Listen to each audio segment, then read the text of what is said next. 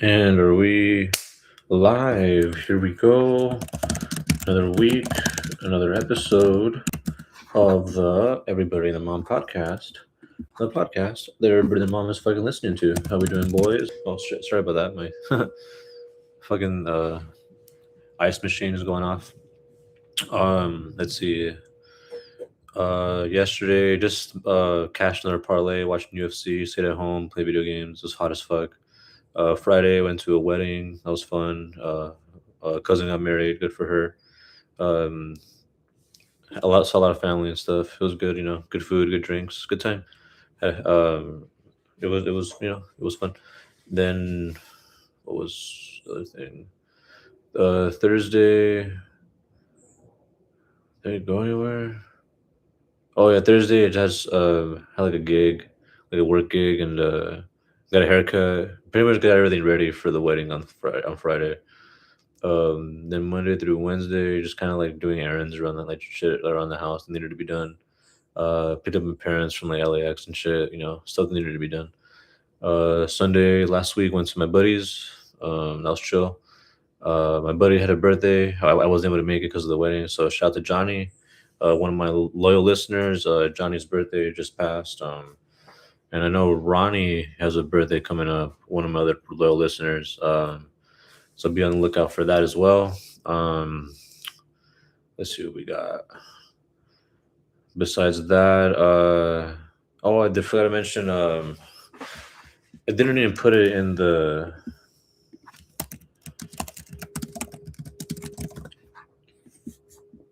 description, but one of the biggest things, Drew Brees got in the Hall of Fame yesterday. Got inducted, got his bust, old jacket. A lot of the old players were there. Colston, Streef. I think Peyton and gave him the induction. Actually, like got like what was it called? Not inducted him, but like actually like walked him. I guess you would say. But yeah, it was cool. That was like the main.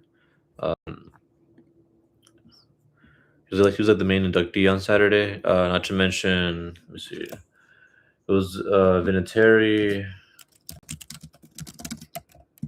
Fitzgerald, Keekly, and I think Roger Craig was not a first ballot, so I think he passed away already as well. So I mean, shout out to him. I think he was on the Chiefs or the Niners. I forget, but it was before my time, a little before my time. But Vinatieri, Breeze, Keekly, Fitzgerald. I remember all these guys. I mean, Vinatieri won how many? What, like 3 or 4 Super Bowls on his kick. Larry, one of the best receivers ever. Uh, him and fuck, what's his name? Tim and Warner led Arizona to I think their only Super Bowl appearance ever, and they almost won it. If their defense held the Steelers in the end, but I see he had a great career. Same with Luke Kuechly, got the Panthers to I think him and the defense, and not to mention Cam Newton on the MVP season, got them to I think their only their second Super Bowl appearance. The other one was in like '05, I think. No, it was against the Patriots, like an early one. Then Drew Brees, obviously. I think Fitzgerald had like a 12, 15-year career. Brees almost like, same, like 15-year career as well.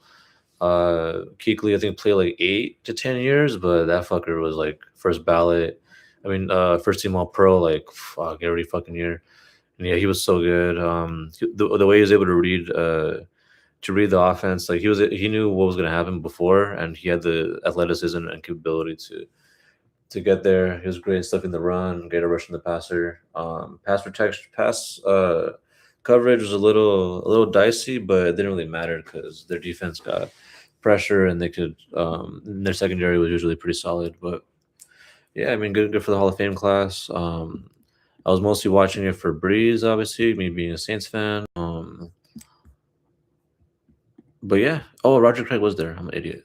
I feel dumb. He was not. He is still alive. I'm sorry. Didn't mean to offend anybody. But yeah, it was fun. I was meaning I didn't catch the ceremony live. I just saw like the highlights and the video that was put out. So yeah, gonna check that out. Um, when that gets going. But I think now, since we're on the NFL, I wanted to jump into the Falcons schedule.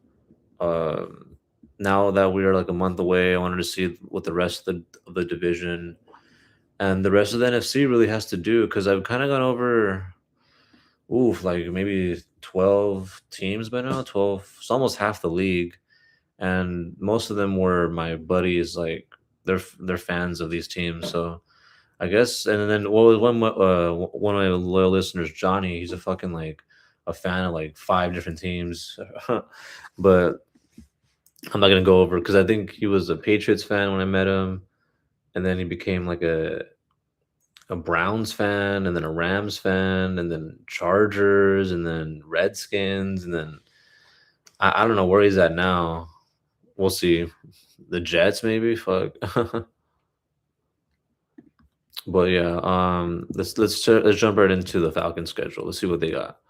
All right, let's get the preseason. Let's go to regular season. Because they're in the same division. I did the Buccaneers last week. I probably do the Panthers next week, just in case, or the Lions. I kind of want to do the Lions because now we're jumping into fantasy season as well. Well, we might be. We should do that. A live mock, perhaps. We'll see. All right. Probably a PPR one because I haven't done many PPR mocks. Okay, let's do regular season. So week one at Pittsburgh for the Falcons. I think it's an L. I think both teams have struggling defenses. I think the Steelers have a little bit better of a defense. And the Steelers being at home, I think they have a better quarterback too, even though it's old man Rodgers. So yeah, give me the Steelers at home, especially early in the season. That's a morning game as well. Week two, another morning game, but it's a divisional game. Week two versus the Panthers. Versus the Panthers, week two. I think the Panthers are just better. Better quarterback situation, better offense. Well, both teams have some weapons. Cannot forget Pitts, London, Bijan. Is it Brian Robinson they have as a backup too? They have some guys. They're not terrible. It's just the consistency of quarterback and the O line is what holds them back, and their defense is a little inconsistent too because they took some losses. At home against the Panthers. Because do I think they split against the Panthers? I don't think so. Let me see. The Panthers have a better defense. I'll give them that. Not by much. A better quarterback, not by much. I think both teams are going to be able to score here. I think week two I'll give them a dub, but we'll keep an eye on that, especially because it's a divisional matchup, especially at home. Those are usually close. Yeah, week three Thursday night. Yeah, in Green Bay, that's an L. Yeah, I think the Packers is just a better overall combined team. Week four as well. I think this is the anniversary Monday night in New Orleans of the Katrina dome opening. I'm pretty sure the Saints are going to win. It should be a good game though. I don't think the Saints have beaten the Falcons in a while. Falcons have had their edge over them for quite a bit. But we'll see. We'll see. I think if anything, they'll split. I think the Falcons, winning their home matchup. But this one being Monday night. Damn, they go Thursday to Monday. That's pretty cool. So you have that extra 4 days to prepare. Fuck. That'll probably be key for that game. But yeah, I got the Saints winning that one. And then week 5 at home against the Ravens. Yeah, looking at it now, week 2, they probably win. I don't think they're gonna start off 0-5 because I think they're gonna lose this one too. They're at home and it's a Sunday night game. Holy shit! Yeah, the Ravens are they're gonna tap that ass. It should be a high scoring game because I think Bijan and Henry, can control the pace of the game. Throwing the tight end, Pitts and likely Andrews available. London, Flowers. Yeah, there's probably some offense capability here, especially because the Ravens defense hasn't been that good. New coaching staff, so we'll see how that holds up. But I still think the Ravens got that. Damn. Then week 6 Sunday morning against the Bears at home. I still think that's an L. I think the Bears are just better overall, better quarterback, better offense, better defense, better coaching. Yeah, well, it's not through 6 weeks. It's looking like their best matchups are the Saints and the Panthers. Those are the two games because they're division rivals. But the rest, there's clearly like a disadvantage. The Steelers, not so much, but it's just that they're on the road. But yeah. Oh my god, even here, look at this. Week 7 against San Fran. This is look this fuck. Well, as of right now, with the amount of injuries to San Francisco, I don't know. Are they gonna be able to, just field a team of practice squad players, it looks like. Um as of right now, because it looks like most of the injuries are to the offense of yeah, as of right now it's a L. As of right now it's a L, but huge asterisk on that because it's going to be a late October game in the morning. West Coast team traveling out east, and with the amount of injuries, man, like basically, like if McCaffrey gets injured, it's over. That's kind of what everybody's looking at because literally Evans is hurt, Kittle got hurt.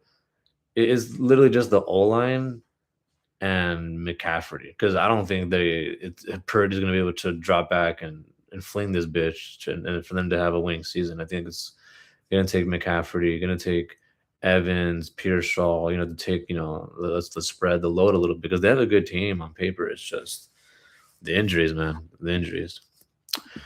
Week 8 at Tampa.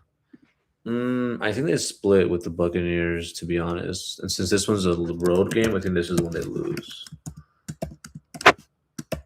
Because I think both teams are kind of similar. It's just that Tampa has a little bit better quarterback, and I think better defense too, like a little more consistent. Week 9 versus the holy shit, dude. Where's the win gonna come? Yeah, it's an L there too against the Bengals. I mean, don't get me wrong. It's gonna be a Sunday morning game, so this is gonna be fucking international game. So they have 1, 2, 3 primetime games. Looks like 1, 2, 3, 4. Wow, 4 primetime games. Jeez Louise. Well, those international games are always kind of crazy, and the Bengals defense isn't that good. So week 9 is an asterisk as well. But week 10 Sunday at home against the Chiefs. Yeah, give me the Chiefs. The Chiefs just better overall, better coaching, quarterback. Defense is kind of the Chiefs defense is a little bit more solid. We'll see. We'll see on that one. I still think the Chiefs win though. Better because of the quarterback and coaching and consistency and offense. Week 11 bye, week 12 at Minnesota. Jeez Louise. Damn. I have them maybe having okay, week 4 is a possible. I don't think so because it's in New Orleans though. 2, 3 possible wins through 10 weeks. That's crazy. Because the week 11 bye and then week 12 at Minnesota. It's a morning game. I think Minnesota's better, man. Like both teams have question marks at quarterback, but the offense, then both teams have the same amount of weapons. Jefferson and Bijan being the best players. But at home, I think the Vikings have a better team. I mean, better defense. So yeah. Fuck, man. Let me see when a win's gonna come. Because versus Detroit at home, nah, it's an L there. The Lions is just better coaching, better offense. Defense, this is gonna be a shootout. Take the over on that one. Here we go. There's a win. Week 14 at the Browns. Give me a win there. Give me a win. It'll be in December, so it'll probably be like their second or it could be anywhere between their second to like fifth win. By week 14, they could have anywhere between 2 to 5 wins by week 14, which I think is being generous. On week 15 at Commanders, yeah, that's bad. If it was at home, I would think that's a little bit closer, but that's out there. Commanders are a better quarterback. Defenses are pretty same. But then being at home helps defense out a little bit. Weapons, I think, favors the Falcons, but it's the consistency of it. But yeah, that one will be closer than people think. Week 16 at home, that's a win. I promise that one would be a split. Split with a division rival there. Week 17, I think they split there as well with the Saints.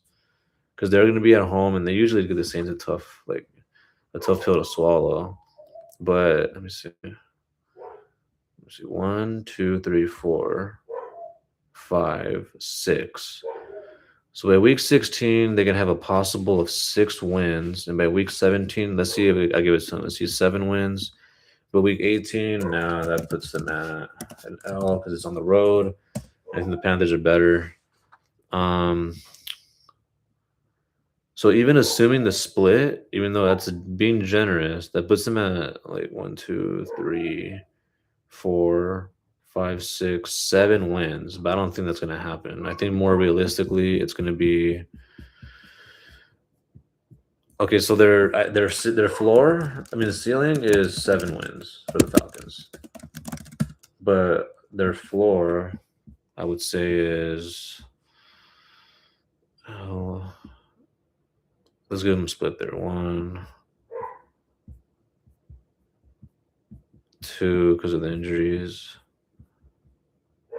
3 because of the international and defense thing. 4, 5, 6. If I give them like everything, like I think they're gonna win like 6 games, honestly. And those games that they can win, I think will be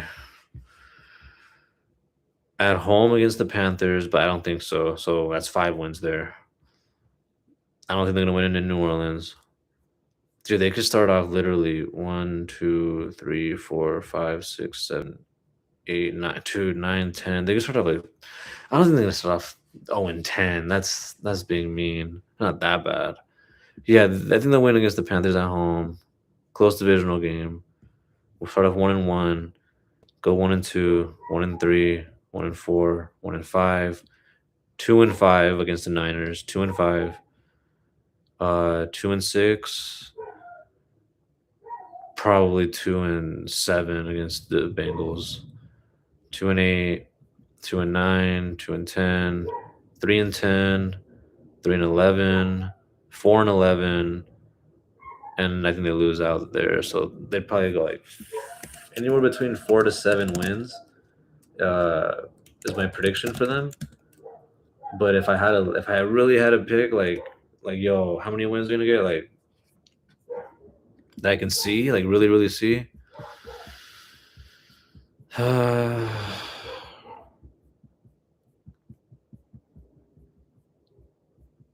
Like 5.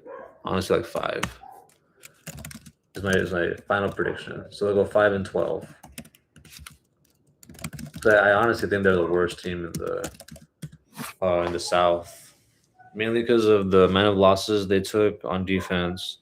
I think new coach, they kept new coaching staff, new quarterback, and that's kind of the main thing. They have a really good offense in terms of weapons. It shows their inconsistency at defense and offensive line. Quarterback, excuse me, is going to hold them back. But if their ceiling hits, which is 7 wins, I think that's an upgrade from last year.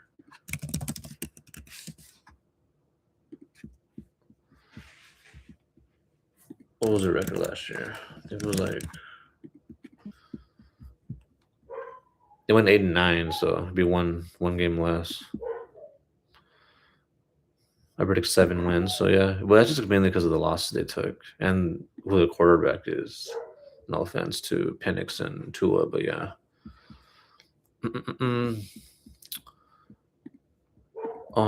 But yeah, let's see. Next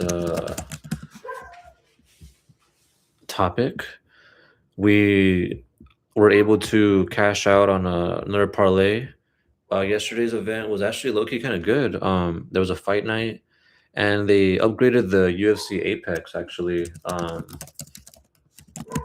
So now it looks kind of like a instead of instead because before it looked like a shitty like sparring matches where like their coaches and family would be invited. It's like, oh yeah, but now like they expanded it. There's like so before it was like sparring matches in a gym before, and now after it's like those small like shitty TNA venues, like ECW venues that they used to rent out, small ones, but they make a lot of noise, and that's what I like. Yesterday, if we take a look, um, there was a total of one, two, three, four, five, six finishes. And so when you get that pop of like, oh, it's like it's crazy loud in there. Um, Especially when like there's a crazy upset or a late finish like in the third fight that was crazy. Montana got a first round finish. Miller got a second round. So those are crazy. Women finishes are crazy to get. Um, yeah, end of the first round with Nurgozai. That was a crazy fight. Asplin got a 2-1 decision. He got rocked bad in the second round, but he came back and win it to win it. Ty Miller just beat the fuck out of Billy Ray Goff. It should have been over in the second round, to be honest, but is what it was. Tainara got the decision, which he needed to do. Dovai, dude, that was crazy, man. It took him 35 seconds to knock out Darren in his last fight. It sucks for Darren, but Dovai is, he's up and coming star, and they fed Elkins to the Wolves. Um, Diego Ferreira just beat the fuck out of Billy, and then in the main event, killing Salkill, the future contender, perhaps future champion, Ronnie, loyal listener. I hope you saw that on. Great fighter. But speaking of great fight weekend, oh boy, boys, oh boy, oh, but let me. So yesterday there was 1, 2, 3, 4, 5, 6, 7, 8, 9 fights, and 6 of them were finishes. Pretty solid. But now this week we got UFC 330, and we'll be doing our predictions now. With it's UFC 330, Makachev versus Gary for the 170-pound title. There's a Dern versus, I don't want to mess up her name, Robertson. Yeah, Robertson, Jillian. For the strawweight title, I think that's 125. I'll look at it right now. But let's take a look at the early prelims. This fight will be it starts at 6. Okay. So the prelims start at what, 4? Early prelims start at 2. Nice. Prelims start at 4. All right. I think this is gonna be in Philly. Oh wow. Where the Sixers play. Okay. Alrighty, so yes. Okay, good. We just heard one of my favorite up and coming. Me, I don't know how to pronounce his first name. I call him the missing link. Go for a roll by, dude. I love this guy. He looks like Homo habilis. Like, have you ever seen the like evolution tree? This is what this guy is, bro. Jeremiah Wells, fighter, 13-4, good reach, but nah, bro. He hasn't fought any Kyrgyzstan before. It's gonna be. I think this is gonna oral by stuff his challenges. Let's see about Jeremy's. Oh, never mind. He beat up a shitty African Garimbo. He lost to Griffin and Harry. Oh, he's gonna get his ass kicked. Oh yeah, he beat Semmelsberger. That's not that. He beat an Unk. He beat the Blood Diamond guy. Yeah, no, I'm sorry. Give me a roll by. Give me a roll by like just takedowns and damage. That's gonna be a prelim hammer right there. I mean, look at the 7-1 odds. I'll just parlay it, but I believe it. All right, Neil Magny versus Brahimaj. I'm leaning Brahimaj because Magny is kind of an onk, but Brahimaj looks like he sucks. And Magny has a 4-inch reach advantage. No, height advantage, 8-inch reach advantage. On the fuck, dude, with 6 in legs, dude. If Neil just throws, he should win. Let me see. Who did he lose to? Oh, Soriano. Okay, that's a good loss. Not gonna lie. Vanderford. That's whatever. Isn't that the guy that was with Paige Van Zandt? I don't know. Goff. Okay, good win. Gall. Good win. He lost to Grimble. That's funny, dude. I remember when this happened. Oh man. Yeah, this guy kind of sucks. I wouldn't pick this one. I'm leaning Neil just because he's the length. But Neil is an unk. He lost to Amosov. Beat Matthews. Beat Dos Santos. Not bad, I guess.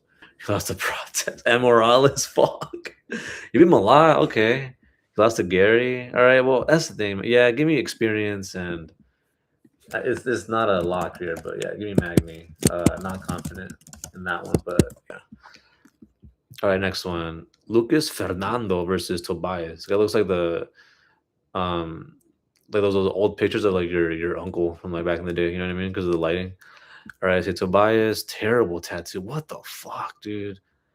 Ugh. Okay, is this gonna be a 205? I believe. Looks like yeah, 6-inch advantage, reach advantage.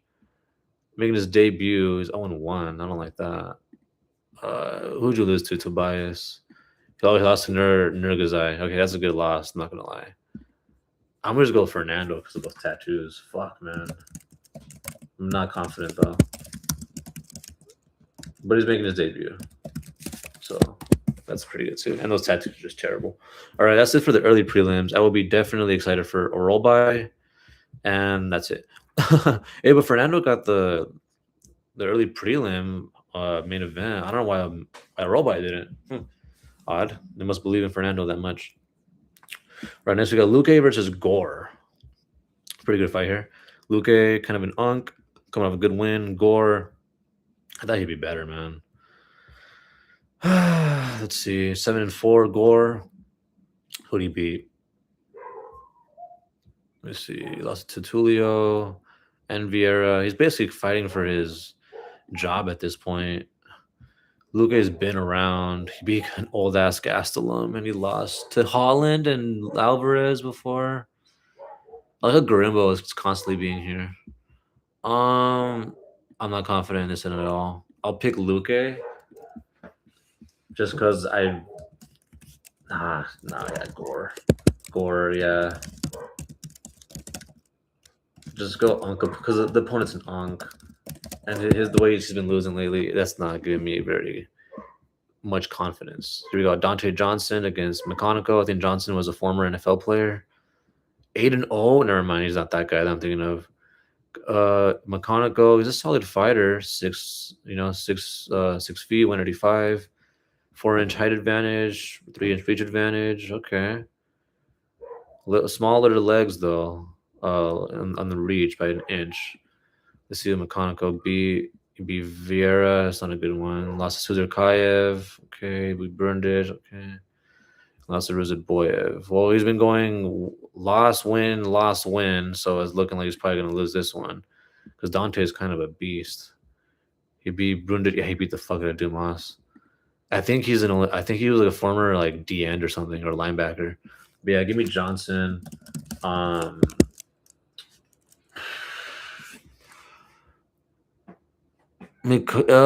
think McConical will probably give him his best fight though. Especially if Kuli's, yeah, that's Kayev.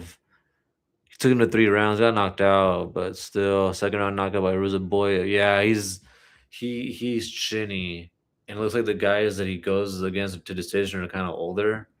Yeah, chinny opponent. Probably early second, late first round finish. So far the picks I'm most confident in is Oralby and Dante Johnson. So just letting you guys know about that. Jalen Turner. Wow, dude, these prelims are pretty good. Okay. Okay. Jalen Turner against Kyle Fernandez. Fernandez 11-2. But Jalen Turner with his usual reach advantage, 4 inches and in height, and in 6 inch legs. Oh wow! If he snaps those knees, might be able to get an early win. Let me see. Fernandez beat Hardwick. That's not a big win. Hardwick's kind of chinny. Oh, he beat. Okay, that's not a bad win. This guy's not terrible. Yeah. How's it get cost? Okay, three fight win streak. Not bad. Jalen Turner, how about you, buddy? Who'd you beat recently? Barbosa. He lost to Bahamondes. He lost to Moicano. He beat Green. That was crazy, man. He beat the fuck out of Green. Lost to Hooker and Gamrot. Yeah, it's looking like I'm leaning toward the guy with a 3 fight win streak. Let's go with Fernandez. Oh wow, and he's an underdog. Wow. I might just put him in as an underdog. I know that reach advantage is going to be key, but Jalen's been losing lately, man. Barbosa isn't. He's an onk, man. And before that, it's 1, 2. Turner was a big win, but it's because they kind of know each other. And then before that, Hooker and yeah, there's always an asterisk with Jalen. Let's go with Chidi and Joel Alvarez. Am I really confident with the? Nah, this is an underdog pick, like a straight bet. Chidi, I believe, yeah, coming off big. 25-11. Oh yeah, he has 23-4, coming off a loss. Alvarez, but he's leading the prelims for a reason. He lost to Amasov, beat Luque, close. Brenner, yeah. He just lost one fight recently by sub. He probably got caught. He probably got caught in some crazy shit. Whereas Chidi, damn, 25-11. That's too many losses. Not gonna lie. Lost to Leal, Matt. Oh yeah, dude. You're not. Yeah, sorry, bro. Give me Alvarez. Yeah, just opponents, just too many losses. For headlining the prelims, you know what I mean? So honestly, wasn't as good as I thought. Turner, Johnson, Luke's under the name. Magny's a name, Brahmaj is a name. But yeah, I mean, undercards, I'll give it like a B. Like a B minus. Probably C plus, B minus. Yeah. Few names saving it. Speaking of Barbosa and Rebovix, dude, this is a lock right here. Lock of locks. Rebovix. Dude, he's an up and coming contender. Fighting against an Unk and Barbosa, that's a lock. So if you need to parlay something, I'd go Ribovix and Johnson. Those two are like for sure probably gonna cash. Well, McConaughey might give him a bit some trouble with takedown, but I think he'll get chinned. So those two I feel pretty confident in. Same with the roll by, but those odds are crazy. 7-1. It's a little pricey. Then we have Mansour Abdul Malik.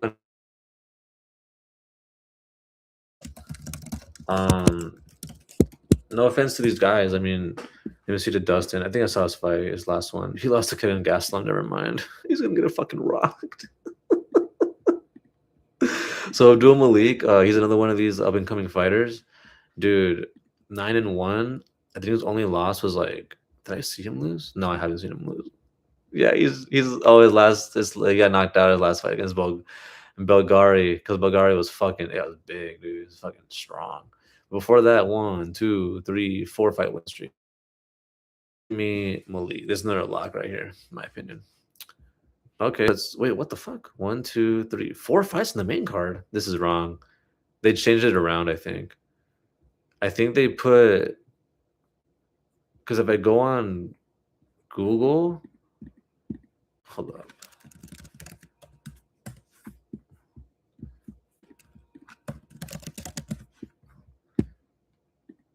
If I go on Google, they have it correctly. No, dude, this is how it is. Holy shit. Oh wow. They haven't updated it, I guess. But regardless, So how many fights are there? On the main card, there should be 5 fights. 1, 2, 3. It was only 4. And in the undercard, there's 1, 2, 3, 4, 5, 6, 7. What the fuck? 11 fights? Huh. So it's gonna be 11 fights. Interesting. Usually 13. But they're trimming the fat. But whatever. So now we jump into the 2 title bouts. We have Mackenzie Dern going against Jillian Robertson. Wait, I didn't even look at their stats, their actual size. And 6'2" against 6'0", against 6 feet. Reach advantage. Yeah, that 4-inch reach advantage is gonna find its way. Ribovics, both about 5'11", 5'10". Ooh, but Barbosa with his 6-inch reach. Key there with that against an Unk. Now I'm leaning Robertson. One, I think Dern is better on takedowns and grappling, but in striking, give me Robertson. Both these girls are the same size. Robertson beat Lemos, Rodriguez, Pinheiro, Watterson, Viana, Rich. Oh, she lost to Richie. Before that, Rodriguez. She lost to Aldridge? Damn. Oh, yeah, she kind of was started out trash in the UFC.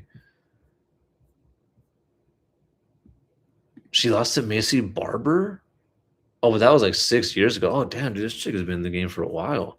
All right, let's see your last like recent fights. Let me see. 1, 2, 3, 4, 5.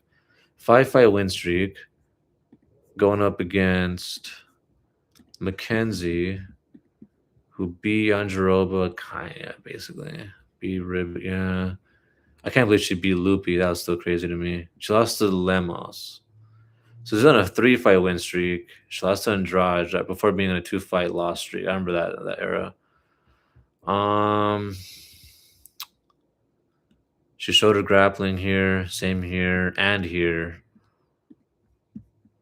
So she has really good grappling. Striking, I think. See, decision, KO, decision, KO. So she's only gotten 2 KOs in that win streak. In that 5-fight win streak. Whereas Mackenzie, I think it's just pure decisions. Oh, she subbed out Ribas. Okay. So this fight is definitely going to go over. So main event, the lock is the over.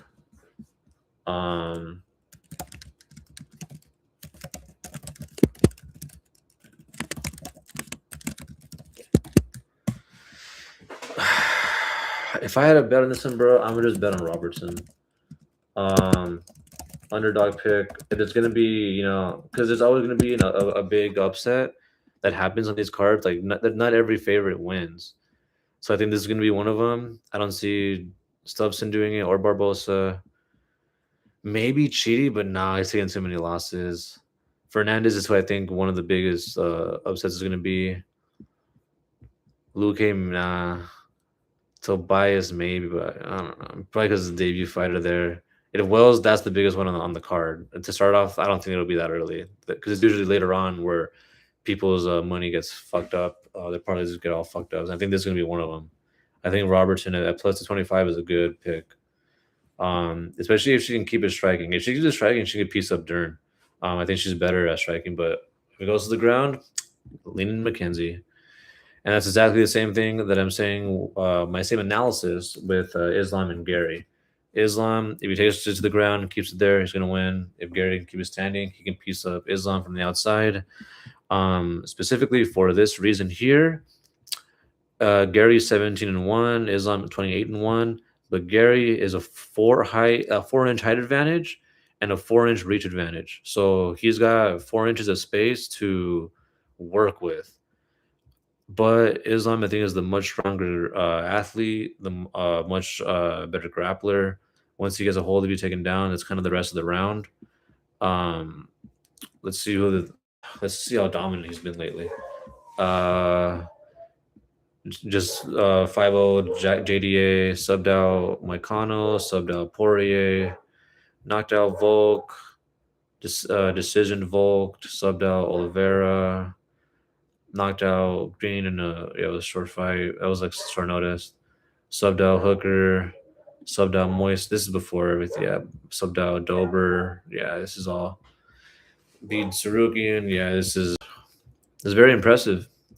It's very impressive resume. Then we go to Ian Gary. Decision over Karatezna. Rachmanov beat him. Yeah, and his leg doing it. Gary Neo, that was like a close fight. Yeah, Islam should just win. Yeah, by submission. Just takes his back or his ankle. It's so long. I think he could uh take his elbow, take a shoulder. Yeah, he take a knee, he take an ankle. There's some here. I think it's gonna be like easy work. Take the under in the main event. I know I've been saying like I've been teasing like fucking Sean won earlier this year. Gaethje won earlier this year. So there's been the year of upsets, but nah, not with this one. I think if there's gonna be an upset, it'll be in the co-main, not with Gary. If Gary pulls this off, 3-1, I think that's almost as big as no. I think 5-1, and the biggest one so far this year was Strickland. I think Strickland was the bigger upset. So Gary 3-1 is not. It's not terrible, but I think just because of the level of competition, we'll see. But the weigh-ins are going to be if Islam is a shitty weight, like a shitty weight cut, I think Gary has a really good shot. Because he, trust me, that 4-inch reach advantage is key. If he can keep him to the outside and use the jab, use those leg kicks, I think Gary has a really good shot. But Islam's skill, his resume, preparation, I still got to go with Islam. I think if there's a guy to beat, Islam is going to be like Arman. I don't think it's going to be Gary. But at 170, so there's that. I think now it's time for our MLB updates regarding the American and National League. I know the Dodgers have been kind of doing bad lately. Let me get some water.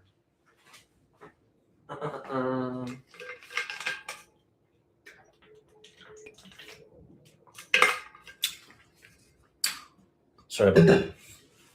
But yeah, let me see. Let's go with teams with over. Oh wow, there's not many teams with over 70 wins. There's only one team with 70 wins. It is the Rays. So the Rays are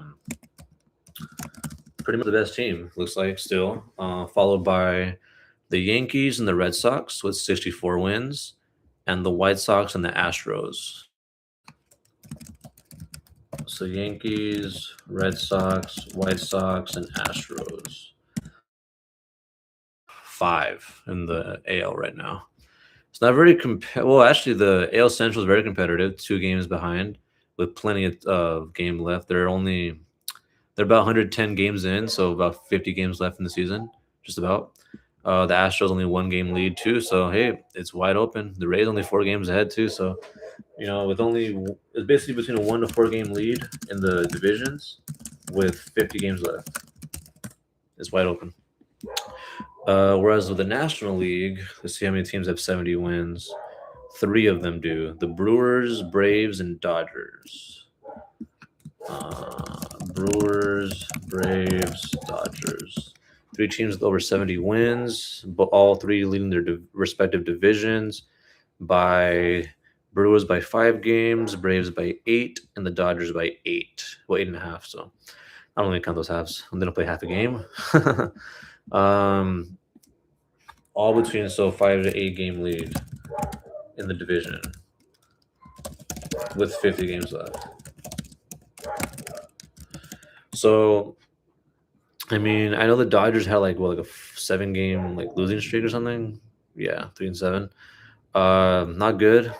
They're playing division rival right now with Arizona. They won yesterday. Playing again today. Let me see. My Marlins are at 500. They're not going to make playoffs, sadly. Let's see. Who are they followed by here? The Cubs at 68 wins, Phillies, and Diamondbacks. Let's see. So Cubs, Phillies, Diamondbacks. Those are like the top 6 teams. But it really ends at the Brewers, Braves, Dodgers, Cubs, and Phillies. Diamondbacks they gave the Dodgers a run for their money, being a divisional opponent.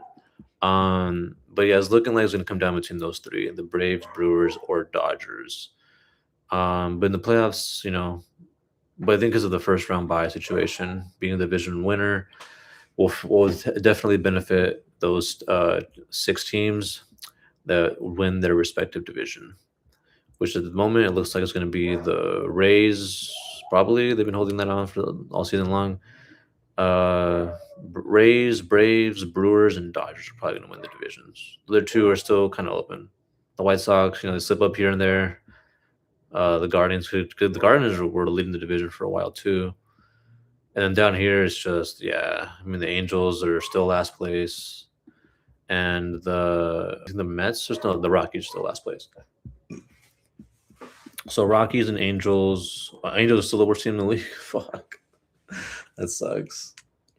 Sorry, Angels fans. I feel for you. I was gonna do a movie update. Let me see, but there's not really new movies coming out at the moment. The only update really is for our next topic. Excuse me, because it's August now and everything already came out. Yeah, Ice Cream Man, One Night Only, Super Troopers 3. Yeah, we're getting into the shitty part of the movie releases. Oh, End of Oak Street comes out next week. I might check that out. Probably on streaming though. Paw Patrol 3 for the kids. Have fun. Another Insidious. Have fun. I'm not gonna lie. I haven't seen many of those. Coyote vs. Acme. That's gonna be key because that one was the Warner Brothers cut it for tax purposes, but then they sold it again, and they're re-releasing it. So they're gonna re-release it as it initially was. So let's see if they were wrong or right in terms of just taking the fucking tax cut.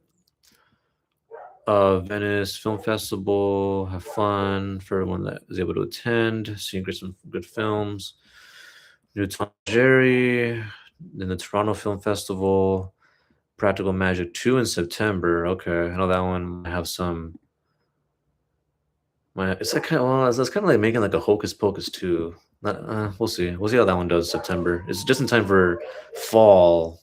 So, I would say aim for end September, go for October even, but we'll see. And then Resident Evil, okay, we'll see how that one turns out. I think this is by the same guy that made Barbarian and what was his last film? I forgot. I gotta look at that one. It's different from the rest that were made. Yeah, Zach Cregger. Yeah, I'm actually very interested in seeing this one because I think he did Weapons. Oh yeah. Okay, yeah, I'm gonna watch this one. I'm gonna watch this Resident Evil film. That's probably why they didn't want to compete with the Practical Man. Was a weak part. But yeah, I watched that one. That one looks good. I like that director's work. I think he's really good at what he does. Heart of the Beast. I heard of this Brad Pitt film. New York Film Festival in September. Damn, all the film festivals are in September. That's cool. Digger. That one got announced. Looks pretty cool in October. Social Reckoning. Other Mommy. That one looks pretty good too. With Chastain. Social Reckoning. That was a big release in October. Trying to go for some awards there. Street Fighter coming out. Okay, that's the big release in mid-October. Then Clayface, that one too. Yeah. Okay. So it really picks up I would say at the end of September when Resident Evil and Practical Magic 2 comes out. That's when it starts to pick up again because they started getting into Other Mommy. They re-released Avengers. That's funny. Digger, Social Reckoning, Street Fighter, Clayface. Okay. New Cat in the Hat. Interesting. Godzilla -0. All right. Not -1, -0. New Christmas Carol. New Hunger Games. New I Play Rocky in November. Let's see. And then Avengers and Doomsday. Dune and Doomsday to end the year, and Werewolf in December. But it looks like in the foreseeable future, I'm probably not gonna go to the theater unless I'm rewatching Spider-Man or Odyssey until maybe Coyote versus Acme if it does really well, but I'll probably have it on streaming because I have Max. Um I probably won't be going back until Resident Evil September 18th. So that's a month and 9 days from now. And that's one of the reasons why I don't get those AMC movie things that my buddies tell me to, because I love movies, but not enough to go, what is it, like 4 times a week? Because there's not four movies that come out all the time that I want to see, And the ones I do, I just wait for it on streaming because I have streaming services. I just share the ones with my family and friends. Like I have Max, my parents have Netflix, my brother has Disney and Amazon, and my other friend, she lets me use her Amazon account, and she has Paramount Plus on there, and so it's like it's easy. You just kind of share for until they take that ability away, or just pirate it. Yo ho, pirate life for me. Just kidding. I don't. But yeah, I'm really interested in the Resident Evil film when that comes out. Um, as well as let's see, like ones that I'll actually see in the theater that actually interest me. That one, maybe Other Mommy, but probably not. That was probably like I watched it at home. Street Fighter 2, probably just gonna watch that one at home. Clayface, that one for sure.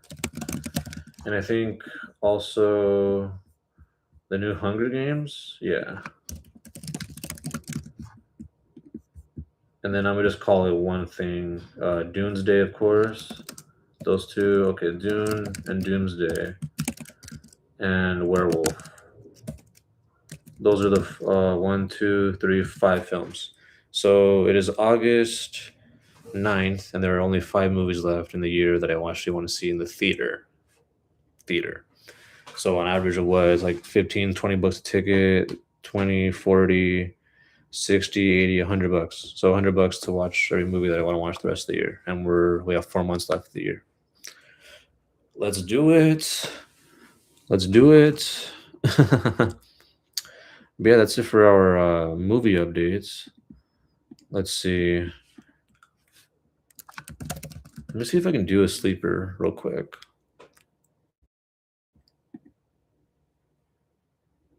Oh, yes. Oh, hell yeah. Okay. All right, let me do a mock with you guys real quick. Because I actually do need to start drafting for this one league that I'm in. They just said the time is going to be 20 days from now. So less than 3 weeks. And I have to start mocking for it. Let me turn off the sound. I like picking team 6. Let's set a player, set Gibbs, set Bijan, set Chase. This is just how we avoid the whole like, like I end up with fucking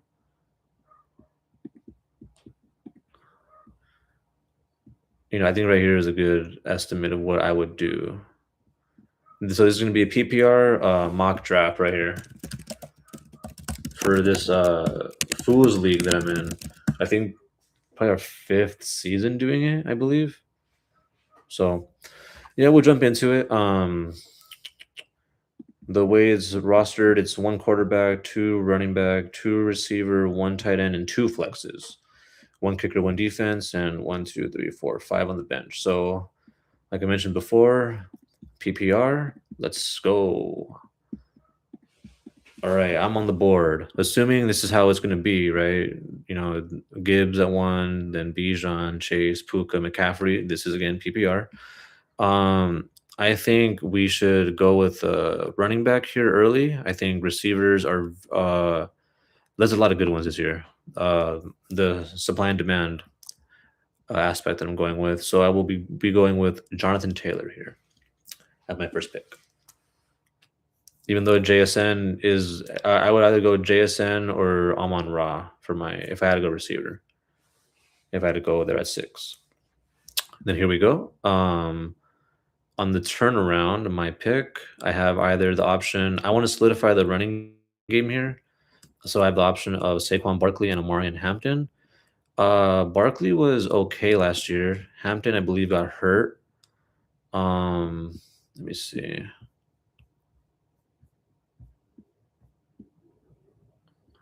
How do I look at the thing? I wish I could see his thing from last year. Oh, here we are. Duh. Yeah, he got hurt and he fucked me. But when he played, he was good. Um, Whereas Saquon, he was just kind of mid the whole time, but he played the whole season. So with that, I'll probably have to go with Saquon just because he didn't fuck me last year. Because I had Omarion in this league actually, but like I mentioned, he ended up screwing me over by getting injured, and I don't want to deal with injuries this year. All right, here we go. I think we should go with a receiver here. Otherwise, we're gonna end up with some shitty guy at our wide receiver 1. But let's look at running backs. We can go Kyron. No, we should really go receiver here. All right, we have the option of Nico Collins, Malik Neighbors, who got hurt last year. We don't want to do that. Higgins, Ted McMillan. I think I had Collins last year, and he was just, oh, yeah, he was one of my best players. That's right. Yeah, we're going to do that. We're going to do that. He was one of my best players last year. He'll be one of my best players this year. All right, I think here we should go back at running back, though. Solidify the running back position. But we could get a good receiver here. Zay Flowers. I really like Ibuka this year because he was doing really well. I think until he got hurt. And then Flowers and Smith and Waddle looks like they're already kind of banged up. So I really like Ibuka here. If I were to get a running back, it would be between. Ooh, okay. I think we're going to be able to get him, though. Yeah, but I think Ibuka is a really good pick here. Because I want to get a running back on the next pick, but I think he'll be gone. Nice, he's there. Good. The guy I wanted was David Montgomery at our RB3. Oh, but it's a double dipping on Houston. I didn't think about that. Is there another running back we could take? Ooh, Tootin. He's pretty good. Ooh, and Swift. The Bears player, he was good last year. We have Harvey, Price. He's a little banged up at practice, though. I think Swift is the better option here because I really want to solidify that running game to have a good RB3. So, yeah, I think Swift is good here. But if I didn't take Collins, I would have gone for Montgomery right there. I think on the next pick, we should really focus on getting a tight end because, let me see, we're 5 picks in. I don't want Jalen Hurts. He's the next quarterback available. Harvey, neither. We could go wide receiver 1 here. So I don't want Brian Thomas. Metcalf is an option. Wide receiver 20, not bad last year. I don't like Marvin Harrison. I think he's going to be outworked by Michael Wilson. But that quarterback situation, which I'll see. So my option here is going Metcalf, Michael Wilson, or I could bite my ass and go Kyle Pitts. I think I should bite my ass and go Kyle Pitts. Yeah. Especially because last season, yeah, I think because of the way it went last year, I did really bad with my tight end pick. I ended up with like Jake Ferguson, which isn't bad in hindsight. But if my choice here is between DK Metcalf at wide receiver 3, who's a wide receiver 1, to be honest, or Kyle Pitts, who really is a tight end. Yeah, he's either going to do really good or really bad. But last year he tried to do better. Who are my other options at tight end? It would be like Hunter Henry and Jake Ferguson. Yeah, I'll do. Laporta's there too. Oh, but he did bad last year. I think he got hurt. Okay, so Metcalf, wide receiver 20, or Kyle Pitts. Yeah, it's going to be Kyle Pitts. All right, I think the next pick, yeah, since Metcalf's gone, I got to go quarterback. Yeah. Look, nothing but oh, here we see. Let me see. Chuba Hubbard, okay. Lemon, Sutton, Michael Wilson. All right, I think we should just stick with that one. Because at quarterback, yeah, there's still I don't like Dart or Caleb that much. I like Herbert. I like that range. Herbert, Dak, Lawrence, Mahomes range. I'll probably stick with that. So because I called him last time, I'll go Michael Wilson this time. Let me see. Yeah, that'll put us at 3 quarterbacks, 3 receivers.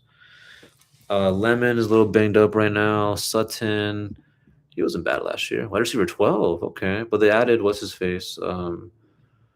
Waddle. So now he's wide receiver 2.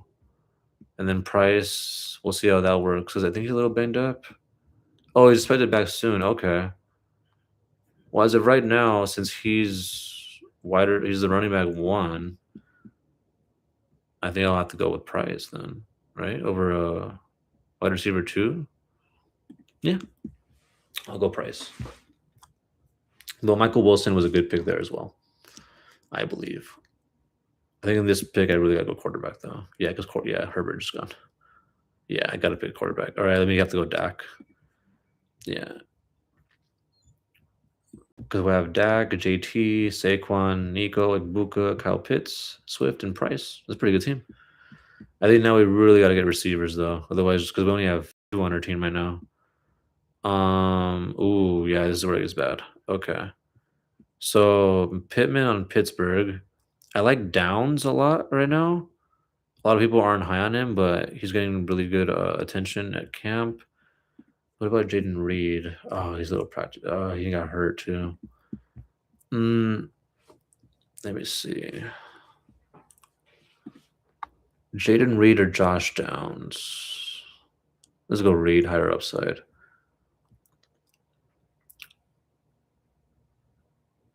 Yeah, I really got to start getting some. I think 1 more receiver. There goes Downs, Bo Nix. Okay, we got Dobbin. Oop. Okay, we got Diggs next available. Xavier Worthy. Not practicing either. Wow. And Diggs would be their wide receiver 1 or 2. Yeah, well, next to Scary Terry. And he was wide receiver 24 last year. So with this team, yeah, probably go Diggs at wide receiver 4. What is he? Yeah. Behind Collins, Igbuka, Reed, and Diggs. So looks like my weakness is definitely going to be receiver, so I should focus on that right now. Defenses are being taken at the moment. So I can go the Houston Texans D, which is really good, or I can go Xavier. Yeah, these are fun picks. Let's see how many defenses are available, though. Well, the Broncos, but the Texans are too good not to take right here. Because right now we're talking about wide receiver 5s or my defense for the season, my anchor. Because the next pick, if he's available, yeah, we'll go with Xavier Worthy, who's our wide receiver 5. And then we'll go with the running back here, who will be our running back 5. Looks like it's going to be Tracy, who just went. Never mind. Either Rodriguez or Connor. Yeah, I like Rodriguez here. But backup quarterbacks are being taken. And I would be really sad if I didn't take my guy, Tyler Shuck, here. So let me go Shuck. And then with the last 2 picks, I'll go with kicker and depth running back. It looks like it's going to be Rodriguez was taken, Spears was taken. Ooh, I'll go Kamara. Yeah. Or let me see. Is there a tight end available? Now let me go kicker before the other good ones get taken. Let me go Dicker. Yeah, and then depth, the running back in the end. Keaton Mitchell's a good one too. Yeah, there goes Kamara got taken. Let me see. I guess Pacheco isn't bad, but ooh, Tank. Yeah, Tank in case Saquon gets hurt. There we go. That's a good handcuff pick. Who's the handcuff for the JT? Let me see. You understand Giddens? Yeah, he ain't gonna do shit. Okay. Yeah, but Tank, he does stuff. Shuck is a investment. So let's look at the whole roster. Quarterback 1. Where is it right here? Quarterback 1, Dak. Running backs, JT and Saquon. Receivers, Collins, Igbuka. Tight end is Pitts. Flexes are Swift and Price. Kicker, Dicker. Defense, Texans. And then I have 3 receivers on the bench because I drafted like 4 starting running backs. Yeah. So I have Jaden Reed, Diggs, Worthy on the bench, and Tyler Shuck, who's an investment at quarterback, and Tank Bigsby, who's a flex. I mean, a handcuff RB. So not bad, I would say. I would say that this team is 2 good receivers, 2 good running backs, solid depth at running back. Tight end might be a issue at times, but yeah, this is a good team. Overall, I say it's a good team. The weakness is definitely receiver. In hindsight, I probably should have gone receiver here. I probably feel more confident with Michael Wilson there instead of Price. Where did I make that pick?